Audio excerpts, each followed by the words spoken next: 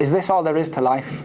That I'm just maximizing my time trying to enjoy myself, but really inside you don't feel content when you do that. Because imagine traveling without a map.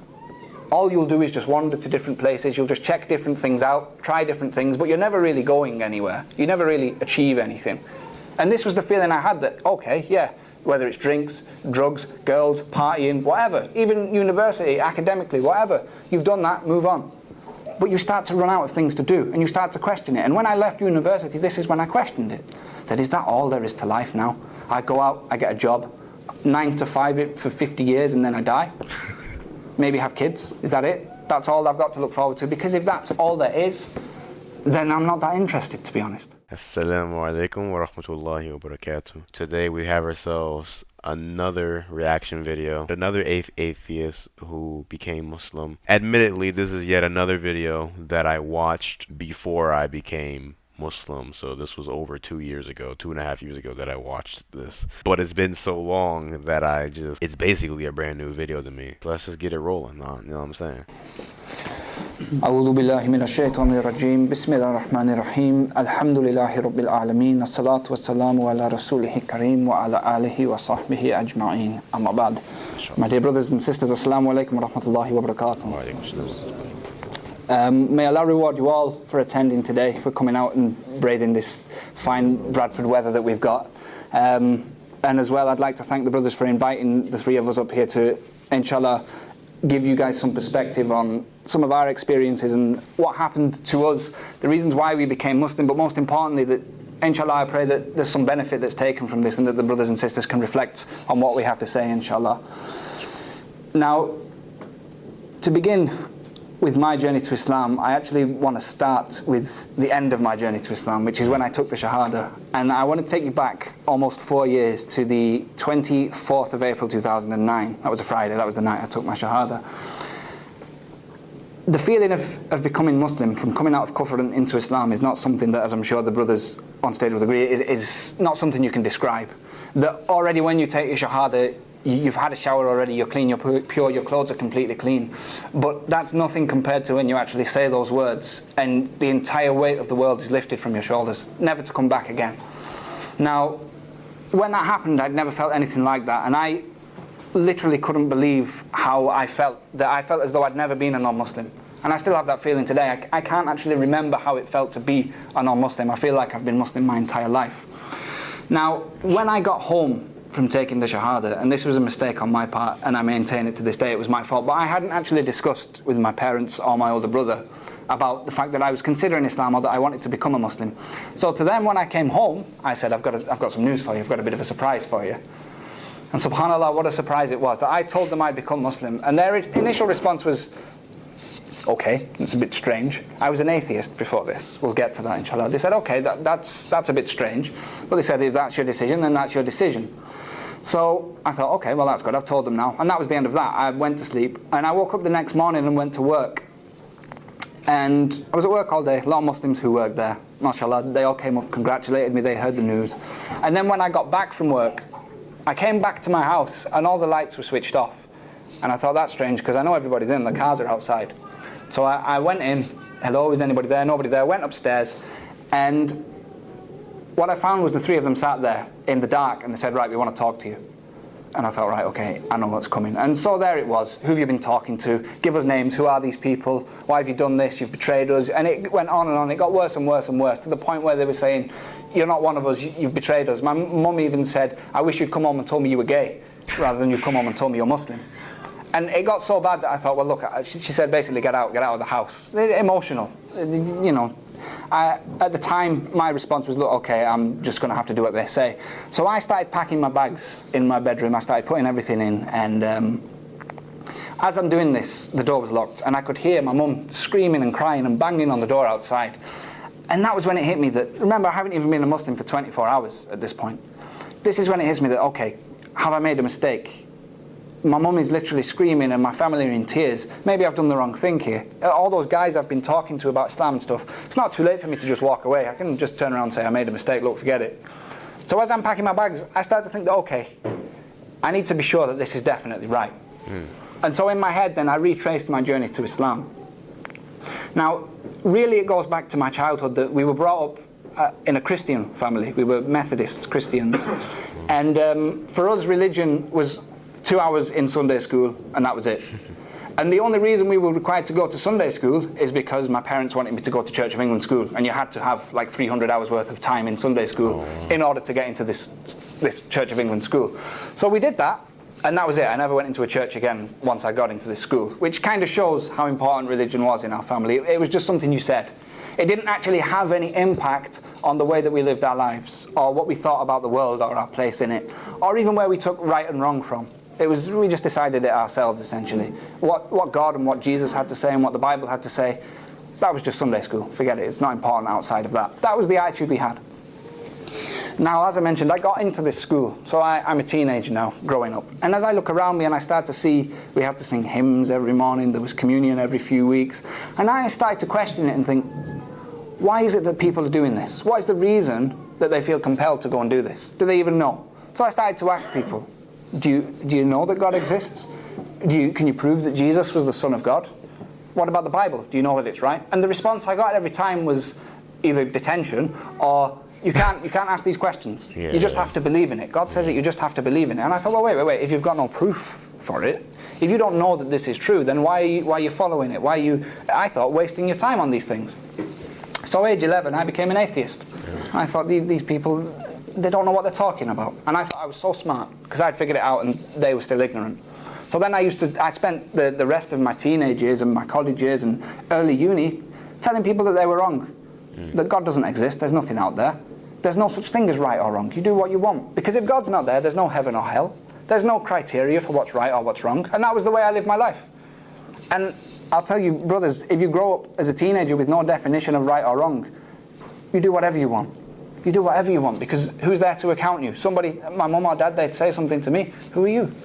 There's no such thing as right or wrong. How can you tell me that I'm wrong? And this was the attitude, subhanAllah, that I grew up with. Yeah. Now, it's interesting, isn't it, that when I became Muslim, there was an issue with that. Yet, when I had that viewpoint on the world prior, there was no issue, there was no problem. They knew I was an atheist before. So when I graduate from university, this is when it really hits me now. I've grown up this whole time thinking that, look, I can do whatever I want. There is no right, there is no wrong. And then all of a sudden, I'm out of education and I'm into the big wide world around me. And I stopped and reflected at that point and I thought, look, is this all there is to life? That I'm just maximizing my time trying to enjoy myself, but really inside you don't feel content when you do that. Because imagine traveling without a map. All you'll do is just wander to different places, you'll just check different things out, try different things, but you're never really going anywhere. You never really achieve anything. And this was the feeling I had that, okay, yeah, whether it's drinks, drugs, girls, partying, whatever, even university, academically, whatever, you've done that, move on. But you start to run out of things to do, and you start to question it. And when I left university, this is when I questioned it. That is that all there is to life now? I go out, I get a job, 9 to 5 for 50 years, and then I die? Maybe have kids, is that it? That's all I've got to look forward to? Because if that's all there is, then I'm not that interested, to be honest. That was what I thought, I'm not that interested. If that's all life amounts to, if that's all everyone who's ever left university, who's ever grown up, if that's all they've ever done, then what am I going to add to that? I'm not going to add anything new to it. What's the point? So I got this now is summer 2008 when I graduate from university, and I'm thinking then, okay, I need to be absolutely certain that what I believe is actually true. So I started to look into different things, different views on life, which, you know, was Christianity. I had another look at Christianity, had a look at a few other things, Buddhism and things like that. And never occurred to me to look at Islam. Never once, never thought. I just saw Muslims and I thought, okay, yeah, Muslims. The thought that I would ever be a Muslim was ridiculous, to be honest. It could never have happened, subhanAllah. And so what had happened was, some of the brothers in the audience might get jealous when I say this, but when I went to university, the fees were only £1,200 a year.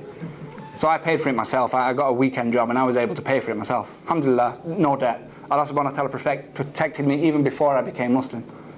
If I had done, I would have taken the Shahada and been thousands of pounds in debt.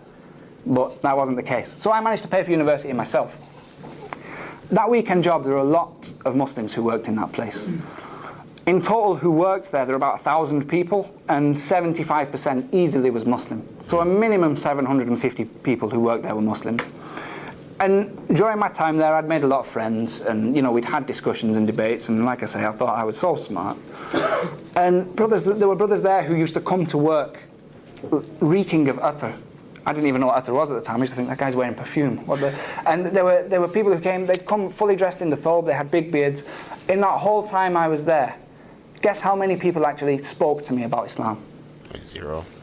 One. Of 750 minimum, one spoke to me about Islam. And all that happened was, he saw me one day whilst I was going through this process of reflecting on things. He saw me in a bit of a state, and he said, "Are you okay? You look a bit down." And I just said to him, just casually, I just said, "Look, I've been thinking recently, is there more to life than what I used to believe?" And his eyes lit up when I said this. And he said, "You mean, does God exist?" And I didn't mean, does God exist? But he said, "Do you mean..." And I thought, well, I said to him, "Well, not really, but I'm willing to discuss it."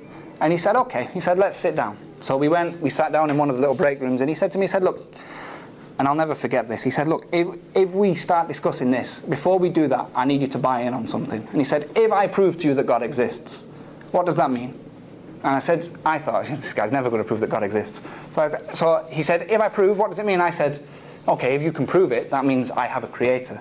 That means right and wrong exist. Heaven and hell exist. That means I'm accountable for my actions and that I have a purpose." And he said, "Okay." He said, "If you prove to me that God doesn't exist, I'll stop being a Muslim." I thought, all right, okay, great. So he said, "We won't discuss in work." He said, "We'll meet outside of work and we'll chat about it there." So we did. That Friday we met up, we exchanged numbers, met up outside of work, this little restaurant, and he brought two other brothers along. And we started chatting about basically, where did I come from? Why am I here? And he said, this was the question that was put to me, "Where do you think you came from?" I thought, easy, I came from my mum and my dad. He said, "Okay, where did they come from?" "My grandma, my granddad." "Where did they come from?" "Okay, we came from the monkeys." This is what I was thinking at the time. We came from monkeys, evolution, so on and so forth. Now I thought, okay, I'll just throw them with the evolution argument. They didn't even entertain the evolution discussion. They said, okay, let's assume, for argument's sake, that even if there was such a thing as evolution, what starts that? The Big Bang starts that. Okay, what starts that? Now, the subject of where everything came from, what started the universe and creation, they don't really have an answer for that. For years and years and years they said it was the Big Bang that started it. But even now, today, scientists are saying themselves, admitting that, look, an explosion, a bang, is a reaction to something else. It's a reaction. So something has to have come before. Therefore, that wasn't the start. There was something prior to that. So I went away and I started looking into this. And the principal explanation they use, that they have various ones, and they try to use science to answer it, is that, look, matter collides with antimatter, and you have an explosion, and that's the Big Bang. And because matter is 1 and antimatter is 0, the universe came from nothing, because 1 times 0 is nothing. Now I saw that and I thought, right, look, that's a very clever bit of science. That's really clever, whoever thought of that. But then what struck me is that, look, brothers, if we were to go outside now, we'd be crazy to do it because it's snowing, but if we were to go outside now and say, right, let's have a game of football, would we sit around and say, right, look, the ball goes into the net once, that's 1 goal. It goes into the net twice, that's 2 goals. If you tackle him and break his leg, that's a foul, it's a red card. Offside, none of us really know what that is, but offside, would we start going through the rules and explaining them? No, we wouldn't. Why? Because we already know them. We already know the rules to football. Now, if matter collides with antimatter and then there's a Big Bang and that creates the universe, what that means is that the rules of the universe were in place before the universe existed, which is impossible. Who wrote the rules? They have to have been decided by something else. So, on that premise, you understand that, look, this can't have been the beginning, there has to be something prior to that. And you can keep going and going and going, that, look, whatever created this thing, created by this thing, created by and you just go on and on and on, until you come to a realization that, look, whatever came at the beginning, whatever started it all, by definition can't have been created by something else. Because if it was, then it wasn't the start. So the premise that you take that argument on then is that, look, if this thing that came at the beginning wasn't created by anything else, there are only 2 explanations. Number 1, it created itself, which is ridiculous. You can't decide to create yourself if you don't exist. And just like if you're asleep, you can't decide, right, I'm going to wake up now. It's not possible. You're not in control. So you can't create yourself, which means there's only one possible explanation. This thing was there all along. It didn't have another creator. It didn't create itself. The only explanation is that it was always there. No beginning, no end. So when you realise this, you think, okay, it was there all along. There's a few things you can work out about that. If it's there all along, that means it never got old. It doesn't get hungry. It has no weakness or flaw. Remember, I'm not calling it God at this point. I'm just saying there's something. There's something out there. It doesn't have any weaknesses. It doesn't get old. If the universe is based on rules, this thing came first, which means it obeyed no other rule. It decided to create everything else. It has a will of its own. Intelligence. Not only that, but if it's there all along, then it's infinite. It has no bounds. There can't be more than one of it. Because if you say that there's two infinite things, then they can only be as big as each other. There's a limit on that. So there can only possibly be one. So now, okay, one, it's flawless, it's infinite, it's got a will of its own, it created everything. Kind of sounds like God now. But I'm still not saying that at this point. So I went back to those brothers who I'd been discussing with, and I said, look, this is where I'm at. And they said, okay, now let's talk about Quran. Now when he said that word, I thought, whoa. I thought, okay, this guy, he wants to convert me now. He wants to make me into a Muslim. It had never crossed my mind before. We were just having a chat about the origins of universe and so on and so forth. And now it hits me that this guy wants to make me a Muslim. So I kind of backed off and I thought, look, it was nice to chat, but that's the end of that. And then I thought to myself that, look, I embarked on this whole journey trying to find the truth. And now I found something that, I'm just going to deny because it doesn't feel right. I have to check this out. I have to see what they've got to say. Yeah. So we started to discuss the Quran. Now, I didn't know much about it at the time, other than the basics. It was the holy text of Islam and so on and so forth. And looking into the Quran, I find that it's not a book. It's a series of verses. A series of verses that were revealed in Arabic that were spoken from the mouth of a man, sallallahu alaihi wasallam, who couldn't even read. He was unlettered. And the things that this book discusses, the language that it uses, is so powerful and so eloquent, and yet so precise and straight to the point. And what is the Quran essentially? That it's not just a series of stories. The Quran is what? It's a book of law. Have you ever taken a book of law, of British law, off the shelf and start reading it? It's not like the Quran, even in English. It's official paragraph 1.2.3. The plaintiff says da da da da. It's like that. It's really official language. Do not go through a red light until it turns green and da da da da da. But the Quran, a book of law, isn't like this. The language within it is so powerful. And this book is revealed at a time when the Arabic language itself was pretty much at its apex. There were, as we know, there were poets in Mecca and Medina at the time who could speak the most eloquent Arabic, tell the most fantastic stories. And one of the signs that the Quraysh used to try and show that they were number one was that they had the best poets.